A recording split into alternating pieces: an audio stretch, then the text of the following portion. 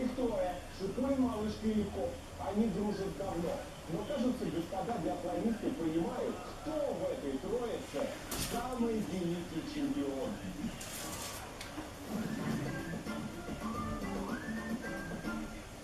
Вы что так выступили хорошо?